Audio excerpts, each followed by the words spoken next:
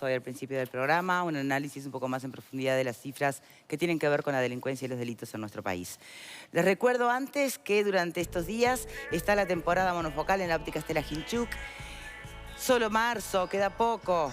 Te esperan con descuentos de hasta el 50% en toda la línea de lentes monofocales para miopía, hipermetropía, astigmatismo y presbicia. No te pierdas esta oportunidad. Pasa por cualquiera de los 7 locales, 5 que tiene Stella Ginchuk en Montevideo y 2 en Punta del Este, abiertas durante todo el año. Le damos la bienvenida para este tema al senador del Frente Amplio, Paternal. Muchísimas gracias por estar aquí con nosotros. Bien, vamos derecho al tema, como político, como sociólogo. ¿Por qué crece la delincuencia? ¿Por qué este crecimiento nos tiene a todos tan sorprendidos? ¿Se tiene que hablar de que en realidad lo que cambia, crece y se transforma, para bien o mal, en este caso, de la propia sociedad? ¿O porque realmente lo que no está pudiendo cumplir es la función del Estado de ser garante de la seguridad pública? Es una pregunta bien difícil de responder por qué crece y por qué ha crecido en el último tiempo el delito. Uno pensaría que hay una relación incómoda entre procesos de crecimiento económico, de reducción de la pobreza, de reducción de la desigualdad de ingreso, y al mismo tiempo hay un delito persistente. Esta es una pregunta que uno puede hacerse para el Uruguay, se la puede hacer para, no solo toda América Latina. Creciente. Y creciente. Sí. Es una pregunta bien desafiante. Yo tengo ahí sigo pensando que hay razones sociales de desigualdad social, de desigualdad intraclase o intrasectores populares que empieza a tener nuevas dinámicas en la vida de los últimos años. Llevaría un tiempo explicar, ¿no? Yo no puedo sacar el fenómeno del delito en términos generales, ¿no? De sus razones sociales. Los procesos sociales no desaparecen más allá de ciertas correcciones de tendencias. En una sociedad que sigue teniendo desigualdades muy persistentes y en donde la violencia además juega un papel cultural distinto en términos de reconocimiento de sectores vulnerados, largamente vulnerados. Ahí hay un núcleo que hay que tratar de explicar. De todas maneras, hay también interpelaciones más de urgencia sobre los datos que conocimos, sobre todo de hace un par de días. Yo ahí quisiera separar dos cosas. Porque de hecho los datos que hemos conocido de aumento del delito, que son malos, que son claramente negativos, ahí no hay lugar al matiz, no hay lugar a otra interpretación. Los datos del 2008, que aparte refieren a 3 delitos, ¿no? Es el delito de homicidio, el delito de hurtos y el delito de rapiñas, ¿no? Hay que ver también el resto de la criminalidad, cómo se ha ido comportando, pero bueno, ha hecho foco en estas 3 situaciones, que son obviamente importantes, y hay que hacer un deslinde muy claramente. En primer lugar, la evolución de los homicidios. Efectivamente, ahí tenemos un crecimiento sostenido en un delito que no tiene subregistro, o sea, es un dato confiable, es un dato plenamente confiable, que crece un 45%, que es un porcentaje importante, pero que hay que verlo también en la perspectiva de los últimos años. En 7 años la tasa de homicidios se duplicó en el Uruguay, y ese es un dato muy negativo, extremadamente negativo.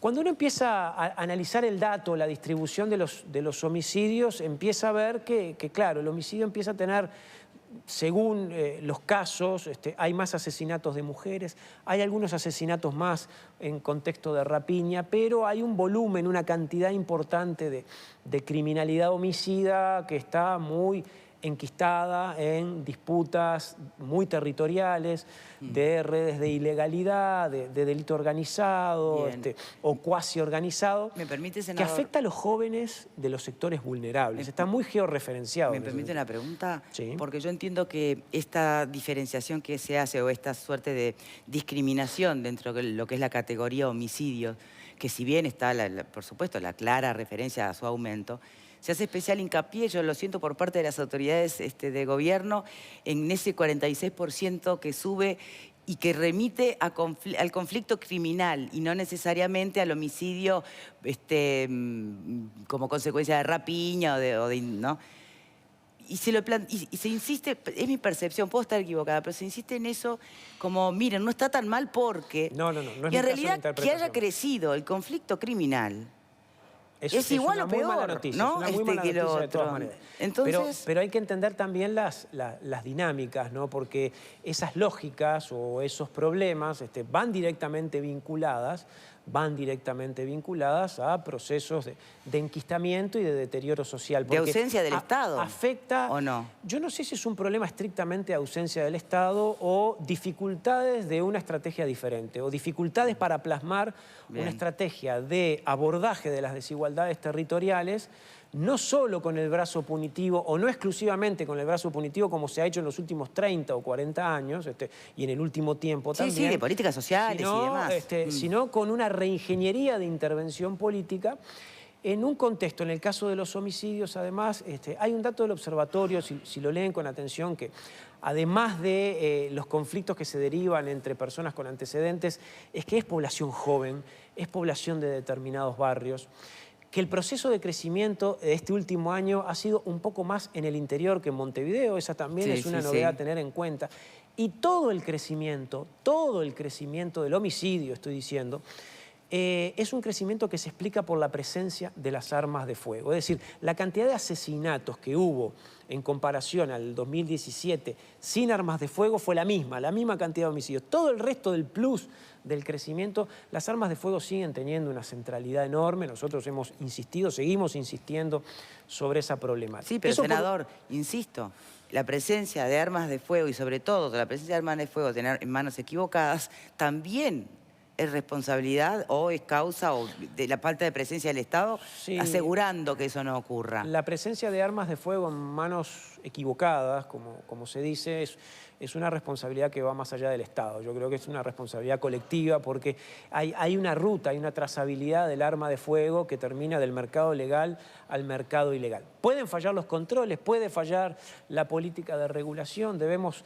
incorporar esta idea del desarme, el control y la regulación como tres componentes. Bueno, sí, eso podemos discutirlo, pero es una sociedad hiperarmada, ya desde la década del 90, ¿no? Esto es un dato viejo, conocido, con una predisposición al arma de fuego como mecanismo de autodefensa y que hoy estamos viendo alguna de las consecuencias. Entonces, y hoy el Frente Amplio tiene, ya que usted menciona, más que, y usted mismo dice, más que ausencia del Estado, seguramente es el no haber acertado una estrategia de abordaje. Bueno, ¿y hoy tiene una estrategia nueva el Frente Amplio para esto? Bueno, ¿o va a seguir haciendo la que venía hasta ahora? El Frente en estos últimos años ha hecho algunas apuestas de reformas institucionales muy importantes que nosotros acompañamos, pero hay una parte de la historia, sobre todo de la política policial penal o de la política criminal, que en realidad ha intensificado líneas como de larga duración. O sea, más o menos hemos hecho lo mismo en el sentido más clásico y más convencional de la estrategia del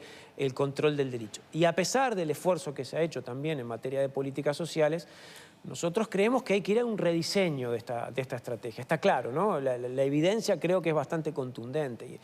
Y en el frente hay que dar esa batalla. La venimos dando hace muchos años, de insistir para un futuro más o menos próximo poder tener una estrategia mucho más integral. Pero, porque senador, la preocupación política... ¿cuántos años más precisa el Frente Amplio para diseñar una estrategia acertada? ¿Cómo? ¿Cuántos años más precisaría el Frente Amplio para desarrollar esa estrategia acertada? Porque han estado con mayorías parlamentarias muchos años ya. De las dinámicas políticas, depende de muchos factores. Nosotros venimos insistiendo hace muchos años. Yo creo que hay hilos de conducción y de política en el último tiempo que van en una dirección más acertada, en el sentido de la coordinación interinstitucional, de las respuestas más integrales, pero hay una parte de la política, esto lo hemos hablado muchas veces, que va en una línea del control y en una línea del castigo y de la demanda punitiva que también obedece a presiones sociales. A veces los actores políticos se mueven dentro de un campo de posibilidad que les deja el electorado, la opinión pública, el propio juego también. Hoy asistimos, ya que está el tema político, y no me quiero desviar de lo otro, de qué pasa con los hurtos y las rapiñas, porque creo que merece otro comentario. Hoy tenemos un nivel de disputa política entre gobierno y la oposición con respecto a este tema. Ustedes habrán visto, lo habrán sentido muy claramente, que luego de la presentación de los datos, la reacción inmediata es un problema del gobierno, es un problema de la gestión. Sin embargo, el grueso de la oposición fundamentalmente de los partidos tradicionales, tiene una agenda programática estrictamente más o menos parecida hasta a lo que se viene haciendo ahora. Uno podría decir que incluso la campaña que promueve Larrañaga es una versión empeorada de las líneas que hasta ahora no nos han dado mucho resultado. Yo sé que esto molesta, pero si uno hace un análisis... ¿Qué sería lo parecido? A ver.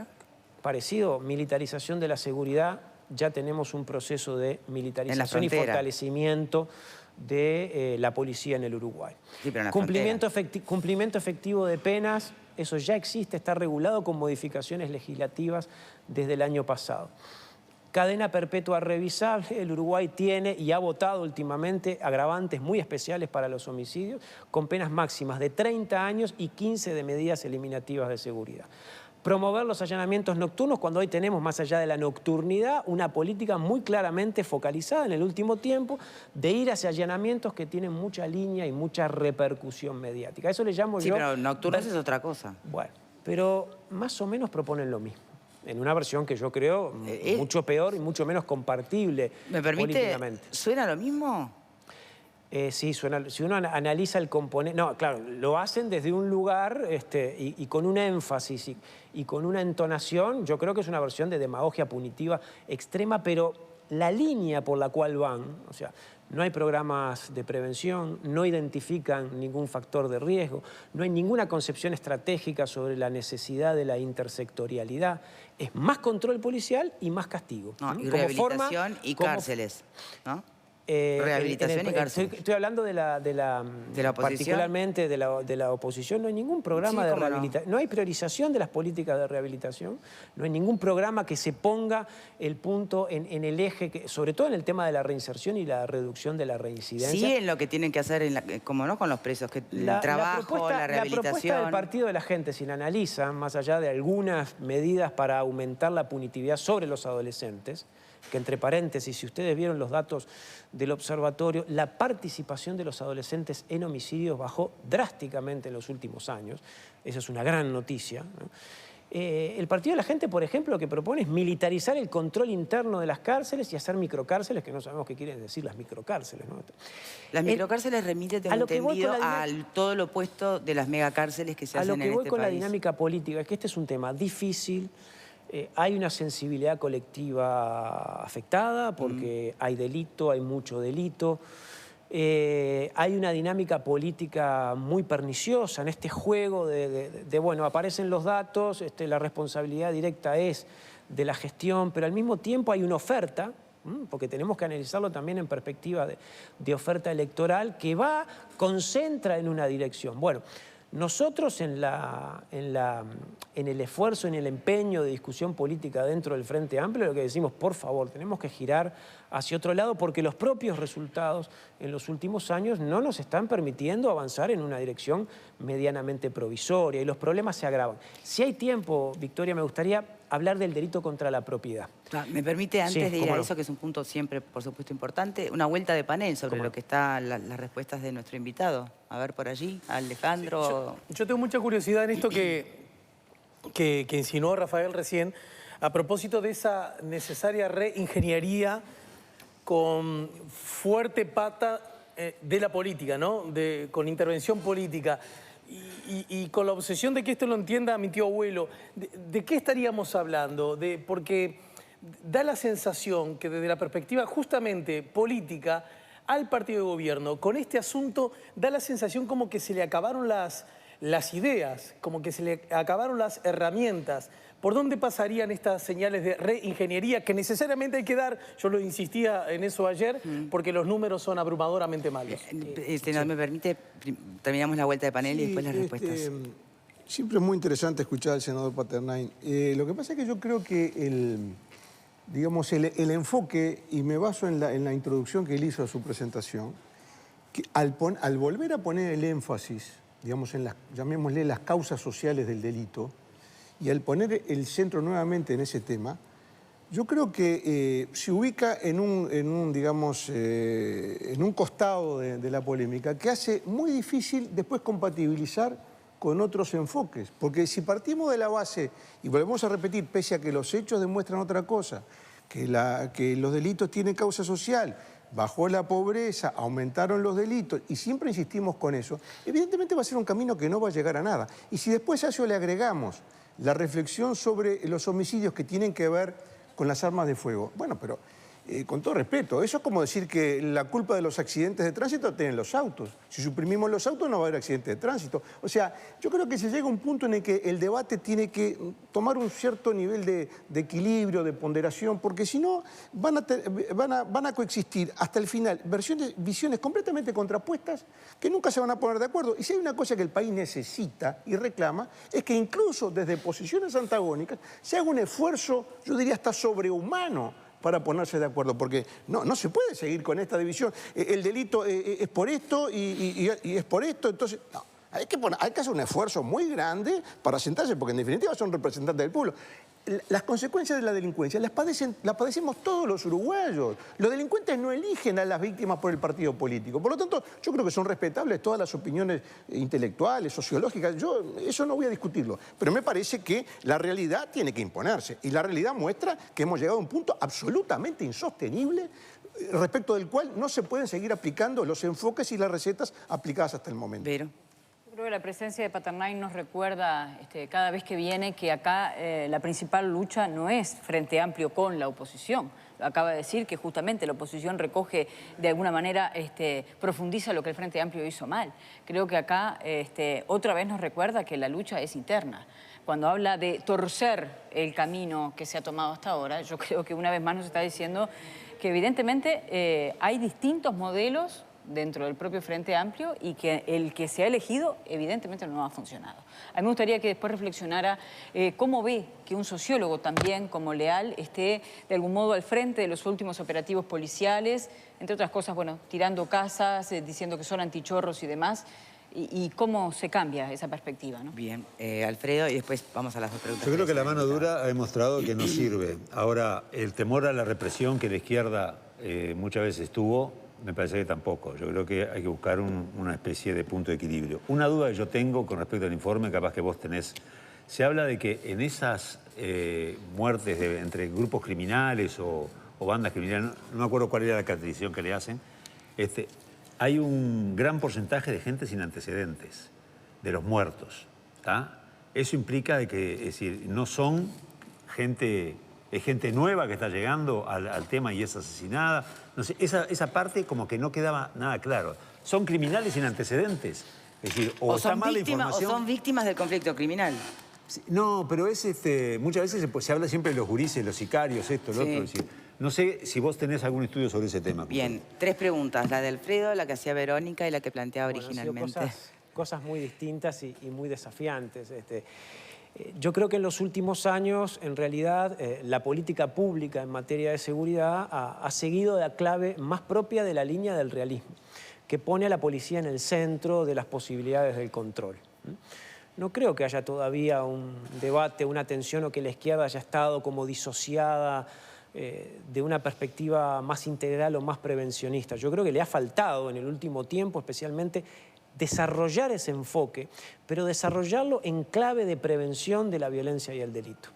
Es eso lo que estamos diciendo nosotros. Nosotros no estamos diciendo que hay que ponernos a debatir las causas, que siempre hay que hacerlo, porque las dinámicas sociales son las que sostienen al delito, por lo tanto, si no las conocemos, nunca vamos a impactar bien, y por lo tanto puede haber mucho realismo en el sentido del deber ser de lo que hay que hacer, que es esto, ¿no? La represión, que vacila o se puede vacilar, que el control policial, que el endurecimiento de penas. Eso es lo que se ha hecho, eso es lo que se viene haciendo en el Uruguay con fuerza desde mediados de la década del 90. Y yo lo que creo que esta línea de realismo es esta la responsable de lo que nos ha traído a este lugar. Por lo tanto, ahí el déficit es más pensar en un diseño de política pública. Esto tiene que ver con lo que decía Alejandro, de reinventar la política de seguridad es seguramente reinventar la política, y eso supone un nuevo diseño de organismos públicos que gestionen la seguridad, ¿no?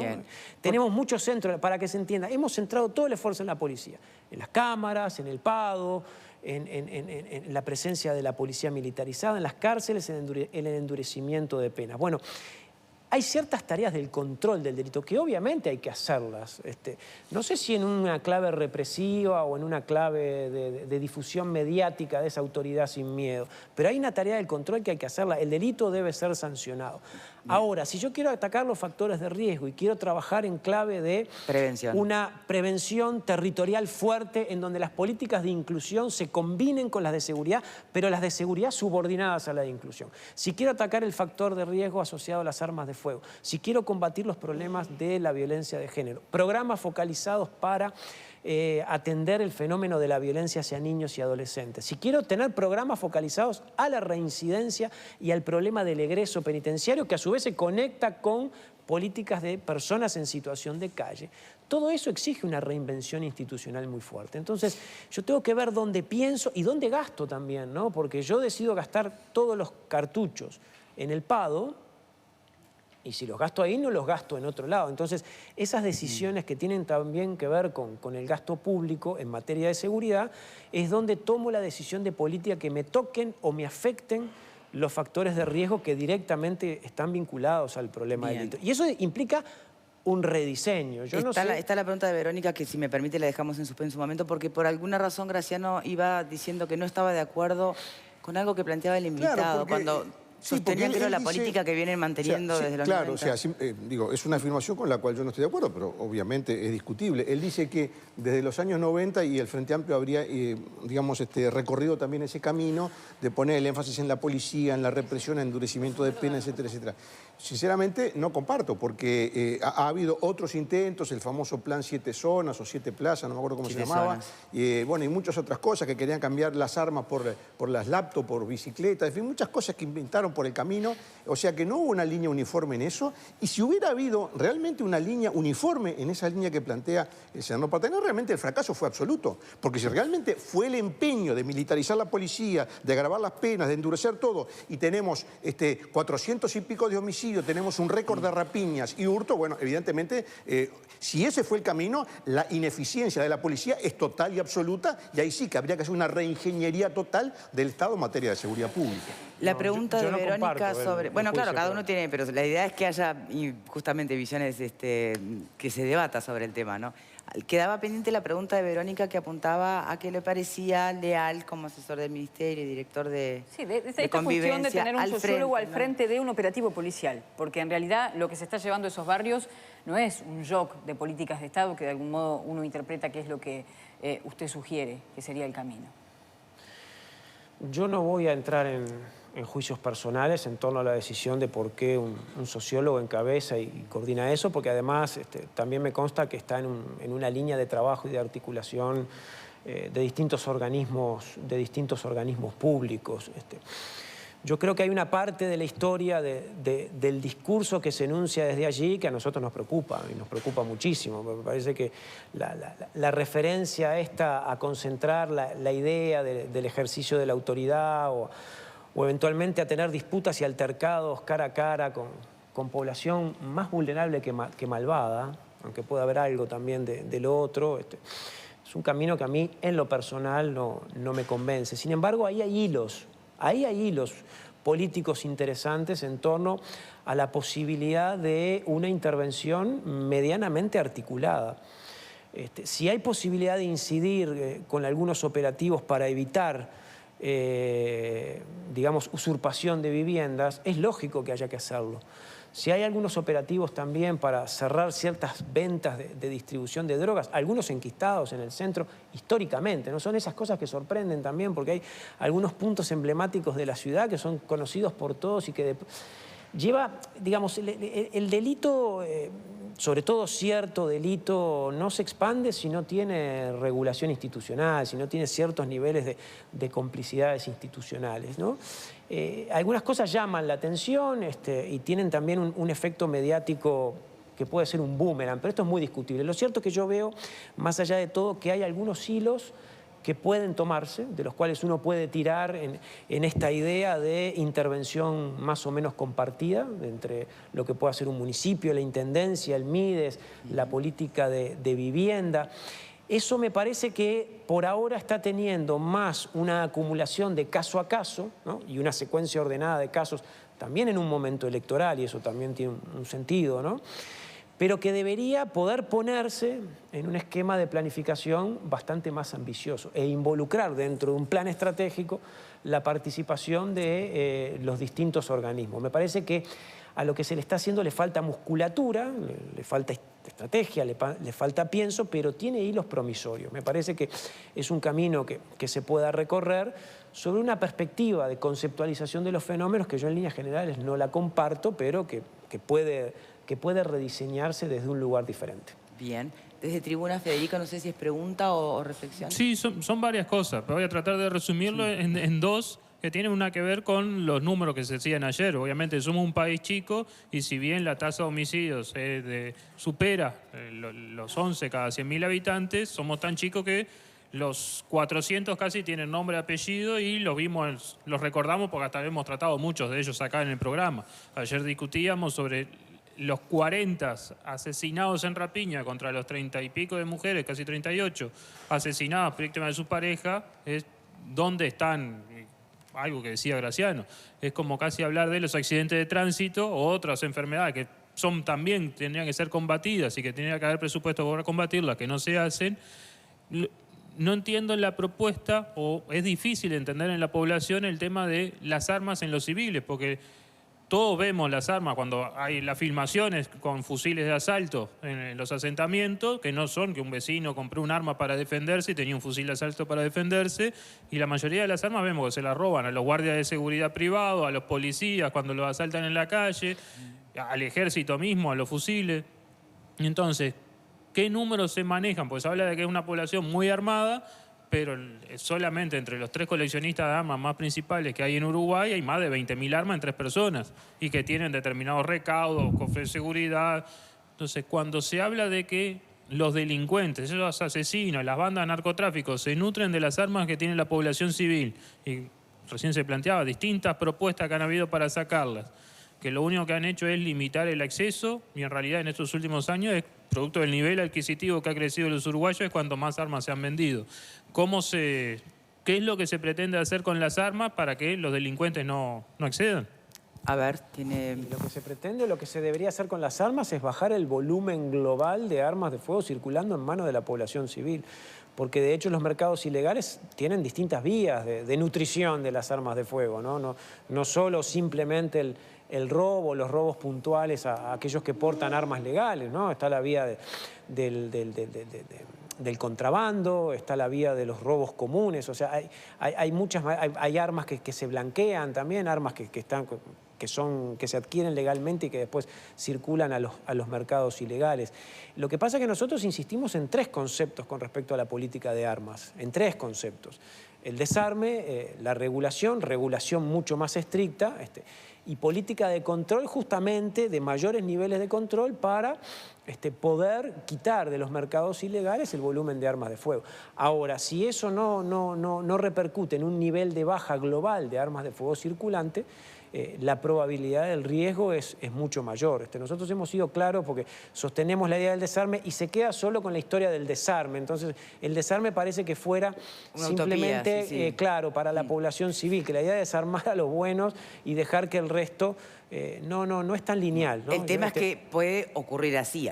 Pero lo que digo es que tiene que haber una política en sus distintos componentes que toque el arma de fuego como un elemento de factor de riesgo. Lo que es sorprendente, más allá de los debates que podamos tener sobre el alcance, es que esto no se termina de incorporar como una prioridad. Y hace rato que existe dando vuelta más la idea. No importa, uno podrá ser más abolicionista, menos abolicionista, que no se termine de incorporar como una propiedad cuando los datos en materia de homicidio y también el crecimiento de la rapiña ha crecido mucho. O se ha dado un crecimiento producto de la participación de armas de fuego, cuando ahí hay que hacer una tarea de intervención que es una tarea claramente preventiva, ¿no? En una sociedad como la uruguaya. Muchísimas gracias por habernos acompañado. Se nos ha ido el tiempo, hacemos una pausa y volvemos con las reflexiones finales de nuestros panelistas. Ya venimos.